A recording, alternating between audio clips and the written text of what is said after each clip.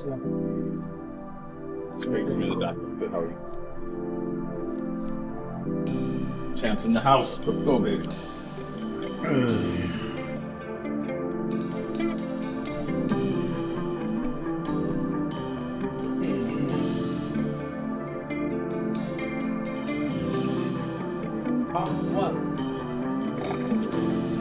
What?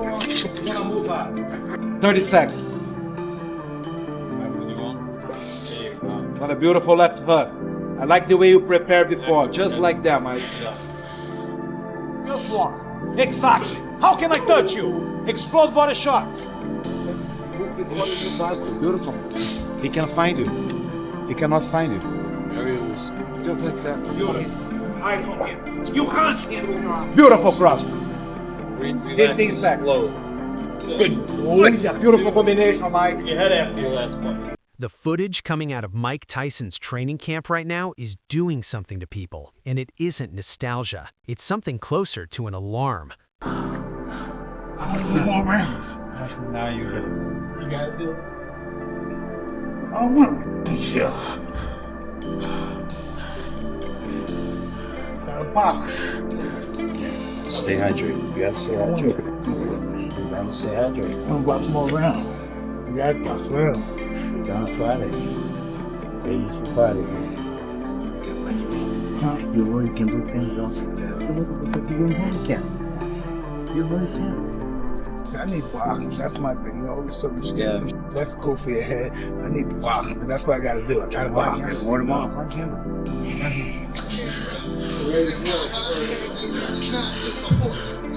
Last guy in the world you want to be on Friday?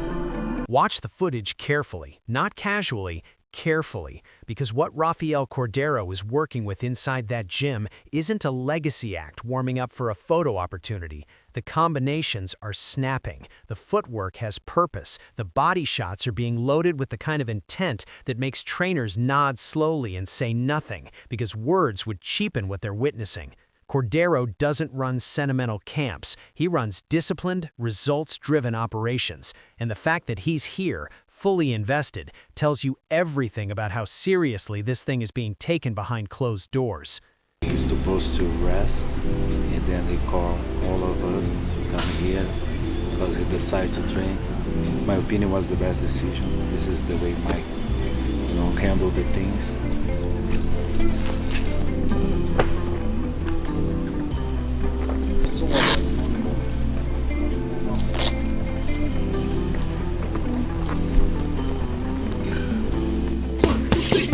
Mike! Mike! By yourself, Jan. Mike, summons, Mike. Roll three! Woo! Puta que pariu! Excelente, Mike. Excelente. We're good, Mike. Cordero himself kept it simple when someone asked about working with Tyson. He said Mike is just a different kind of animal. Not the greatest, not nostalgic, not remarkable in the usual way. Different. That single word carries more weight than a 3-paragraph breakdown ever could, because different in combat sports doesn't mean better or worse. It means unpredictable, and unpredictable in a heavyweight puncher at any age is a problem nobody has a clean answer to. Mike's just different. I've worked with some very exceptional athletes throughout my life, and they're all remarkable in their own way, but Mike's just a whole different animal. What we doing? Now, let's talk weight, not the weight class, the actual iron being moved in that gym.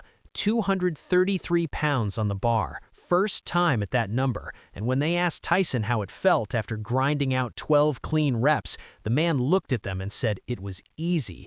Not satisfied, not relieved, easy. That is not the language of a man going through the motions for a paycheck.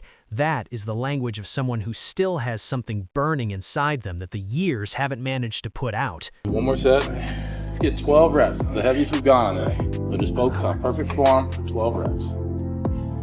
233 today. Contact for 230. 12 is all we need. I'm over the 225, 228 up there. Lean mean. Big Lean chest. mean. 1. There we go. 2, 3, 4. Good work. 8. 4 more. 9, 10. 2 more, Mike. 11 and 12. The conditioning work tells a similar story. round after round, not coasting through them, attacking them. The rest day they had scheduled, Tyson called everyone in anyway. His team showed up because when Mike Tyson decides he's training, you don't argue logistics. You grab your gear and you get there. His trainer said on camera that it was the best decision they could have made, and watching the footage back, it's hard to disagree. Today was the day he's supposed to rest, and then he called all of us to come here because he decided to train. In my opinion, was the best decision. This is the way Mike, handled the things.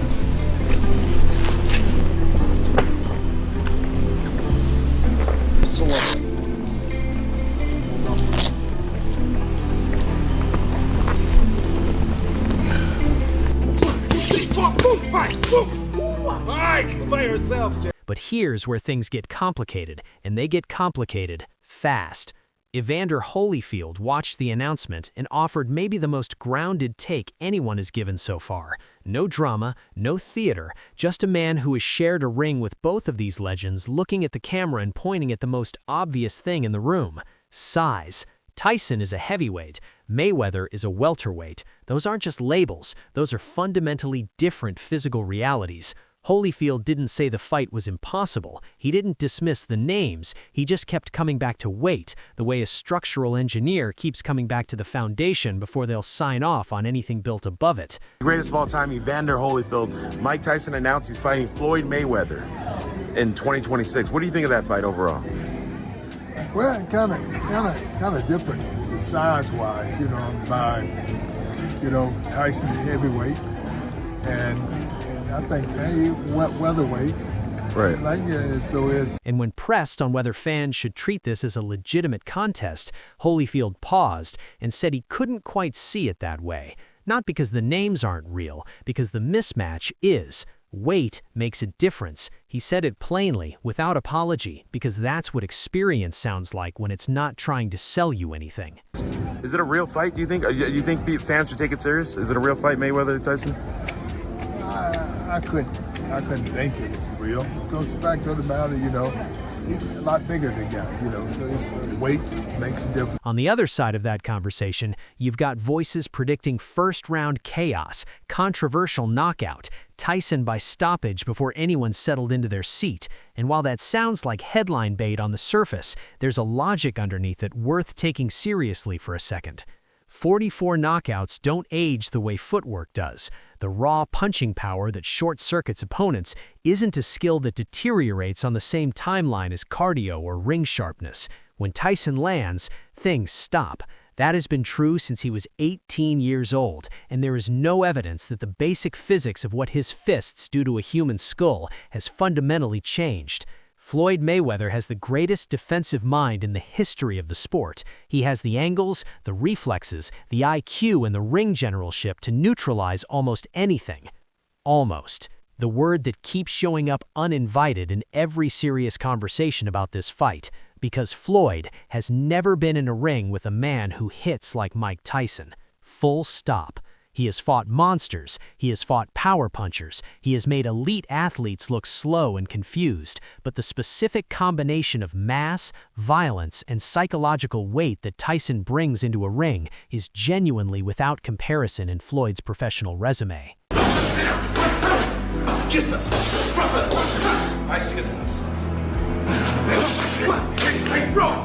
Nice one, Mike. Nice